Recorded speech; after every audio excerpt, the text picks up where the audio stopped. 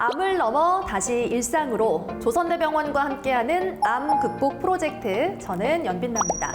유방암은 이제 치료할 수 있는 질병으로 모두가 생각하는데요. 그만큼 어떤 치료를 어떤 과정을 거치는지가 굉장히 중요할 겁니다. 이번 시간에는 정확한 치료법과 오해와 진실을 밝혀보도록 하겠습니다. 조선대병원 내분비외과 마혜운 교수님과 함께하겠습니다. 안녕하세요.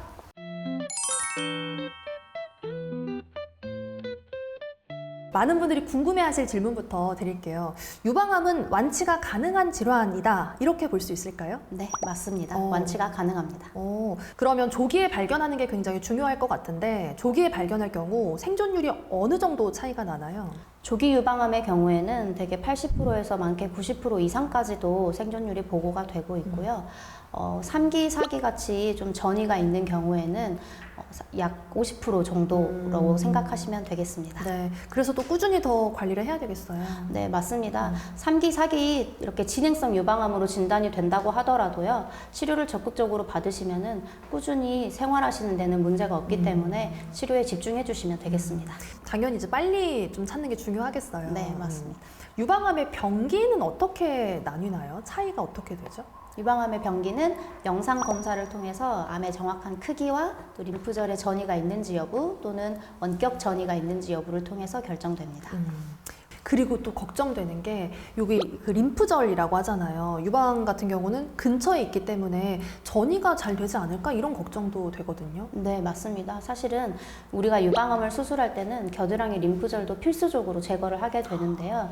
유방암은 림프액을 타고 전이가 잘 되고, 특히 제일 먼저 겨드랑이 림프절로 가기 때문에 유방암을 수술할 때는 유방암과 겨드랑이를 같이 수술한다라고 알고 계시면 되겠습니다. 그리고 이제 유방암이 발견이 됐다면 치료의 순서도 좀 궁금해요. 최근에는 유방암의 크기가 크고 림프절에 전이가 있을수록 제거해야 되는 범위가 워낙 넓어지기 때문에 그 범위를 줄이기 위해서 선행 항암 화학요법이라고 하는 항암 치료를 먼저 진행하고요. 그 후에 수술을 진행하고 수술 후에 보조적으로 방사선 치료와 항암 화학 치료를 진행하게 되겠습니다. 그러니까 선행 항암 화학이라고 네. 하셨는데, 그럼 먼저 이제 수술 전에 이걸 하는 것 같은데, 이 선행 항암 화학 어떤 치료인가요? 선행 항암 화학 치료는 암의 크기를 줄이고 전이를 없애는 데 목적을 두고 있는 치료입니다. 그렇게 해서 수술의 전체 범위를 줄이려고 하는 게 목표입니다. 그러니까 수술을 더 크게 하기 전에 미리 조금 이걸 줄인다는 개념으로 보면 될까요? 네, 맞습니다. 이제 사실 유방암이 생기면 가슴 절제에 대한 걱정이 많잖아요. 네. 그러면 이 크기를 줄이게 되면 가슴 절제를 하지 않아도 되는 걸까요? 수술 범위를 줄인다고 하는 것은 가슴을 전체 절제할 뻔했다가 부분 절제로 바뀌는 경우를 되게 얘기하고요. 요즘에 연구에서는 영상 검사에서 암이 없어졌다고 보이면 완전히 수술을 안 해보는 게 어떨까 하는 연구도 되고 있기는 하지만 실제 임상에서는 꼭 제거를 하고 있습니다. 아무래도 그게 이제 그 이후에 재발의 위험을 줄이기 때문일까요? 그렇기도 하고 실제로 영상 검사와 다르게 떼고 봤더니 아직 좀 남아있는 경우도 있을 수 있기 때문에 결국에는 제거가 필요하다고 이야기할 수 있겠습니다. 그럼 부분 절제는 어떻게 하는 건가요? 부분 절제는 유방에서 암이 있는 부위만 도려낸다라고 생각하시면 되겠습니다. 사실 그럼 걱정이 그 부분을 그냥 두는 건지, 이것도 좀 궁금해요. 네, 환자분들이 모양의 변화가 있는지에 대해서 많이 궁금해들 하시는데요. 이 유방에서 암이 있는 부분을 도려낸 다음에 주변 부위를 끌어와서 메꾸기도 하고, 또는 그 피하 지방으로 그 부분을 메꿔주기도 하고, 최근에는 여기다가 주사기로 인젝하는 보형물도 따로 나오기도 하고 있습니다. 그럼 아무래도 좀 걱정하는 부분이 이제 보이는 부분, 심리적인 부분에 대한 걱정은 조금 덜 해도 되는 상황인 거죠? 네. 이게 수술의 목적이 뭐 수술 전에 항암 치료를 하는 것과 후에 하는 게 목적이 좀 다르지 않을까 싶은데요. 네, 맞습니다. 방금 말씀드린 것처럼 수술 전에 하는 항암 치료는 대개 수술의 범위를 줄이는 데 목적을 두고 있다면 수술 후에 하는 항암 치료는 재발을 억제하는 데 의미를 두고 있습니다. 그러면 마지막으로 진행된 이제 방사선 치료의 경우는 어떤 경우에 필요한 건가요? 방사선 치료는 남아있는 유방에서의 재발을 막기 위해서 하는 치료이기 때문에 유방 보존술을 한 경우에는 방사선 치료는 필수적이고 또 유방을 전체 제거를 했다고 하더라도 림프절 전이가 심했다거나 피부에 병변이 있었다거나 하는 경우에는 전절제 후에도 방사선 치료가 필요할 수 있습니다.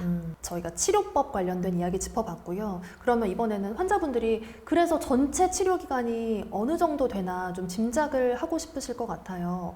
전체 치료에는 어느 정도 시간이 걸린다고 봐야 되죠? 전체 치료의 경우에는 사실 유방암의 종류에 따라서 조금 차이가 있습니다.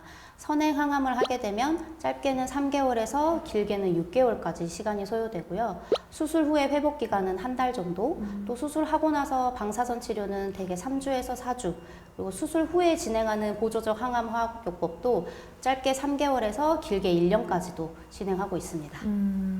사실 치료 과정 자체에 대한 두려움도 크지만 이 항암 치료라고 하면 이게 이름부터 좀 걱정이 되고 두렵잖아요. 그래서 환자분들을 직접 만나보셨으니까 많이 뭐 신체적인 어려움 그리고 심리적인 어려움들은 어떤 것들을 이야기하시던가요? 항암 치료를 하게 되면 대개 환자분들이 겪는 신체적인 부작용이 있습니다. 그렇지만 신체적인 부작용 때문에 단순히 힘든 것만은 아니고요. 항암 치료로 인한 사회적 그리고 또 정신적 부담감이 상당히 크게 느껴집니다. 항암 치료를 하면서 겪게 되는 탈모, 그다음 면역력 저하, 말초 신경병증, 그리고 불면증 같은 이런 신체적 부작용 때문에 심리적으로도 불안한 감을 느끼고 우울해하시는 환자분들이 많습니다. 이 치료가 끝나더라도 회복 기간도 좀 상당히 소요될 것 같은데 회복 기간은 어느 정도 생각을 해야 되죠? 사실은 우리 유방암 같은 경우에는 신체적 제약이 많이 걸리는 수술이거나 치료는 아닙니다만은 방사선 치료를 진행하게 되면 3주에서 4주 정도는 매일 병원으로 내원을 하셔야 되고 항암 화학 치료를 하게 되면은 방금 말씀드린 신체적인 부작용이 조금 있기 때문에 환자분들마다 회복 기간에는 조금 차이가 있습니다. 직장인이면서 또 이제 이런 유방암을 겪는 분들도 계시잖아요. 네. 그런 분들은 이제 회사를 다니면서도 같이 진료를 받는 게 가능할까요? 사실은 항암 치료를 하게 되면은 방금 말씀드린 신체적인 부작용 때문에 조금 직장 생활에 어려움을 느끼시는 분들이 많고요. 방사선 치료의 경우에는 또 매일 3주에서 4주 병원을 내원해야 되기 때문에 그에 따라서도 직장 생활은 조금 어려울 수가 있습니다. 아무래도 좀 병가를 내고 좀 마음 편히 네. 치료를 받는 걸 추천을 하신다. 네, 그렇습니다. 그럼 끝으로 또 이 질문 드리겠습니다. 우리가 생활 습관이 굉장히 중요할 것 같아요. 그래서 생활 습관 어떤 게 좀 필요한지 그리고 가장 중요한 마음 관리 어떻게 하면 좋을까요? 네, 사실은 기본적으로는 균형 잡힌 식사, 적절한 운동, 금연, 금주를 하는 것이 가장 도움이 되겠습니다. 또 스스로 무너지지 않도록 버텨내는 힘을 가지시는 게 제일 중요하겠습니다. 아무래도 마음 관리가 중요하다고 말씀하셔서 환자분들께 자주 하시는 또 말씀이 있으실 것 같아요. 네, 사실은 제가 우리 암으로 진단된 환자분들이 오시면 꼭 드리는 말씀이 있는데요. 너무 우울해하지 마시고 기운 내시라고 말씀드리고 있습니다. 기운 내세요 이렇게 합니다. 유방암 치료라는 게 단순히 뭐 병을 없앤다기보다 몸도 마음도 단단해지는 과정인 것 같은데요. 사실 도와주실 분들이 많이 계시기 때문에 또 환자분들 많이 힘내시고 또 병을 두려워하지 않고 제대로 알려고 하는 노력이 필요할 것 같습니다. 오늘 말씀 여기까지 드릴게요. 고맙습니다. 네, 감사합니다.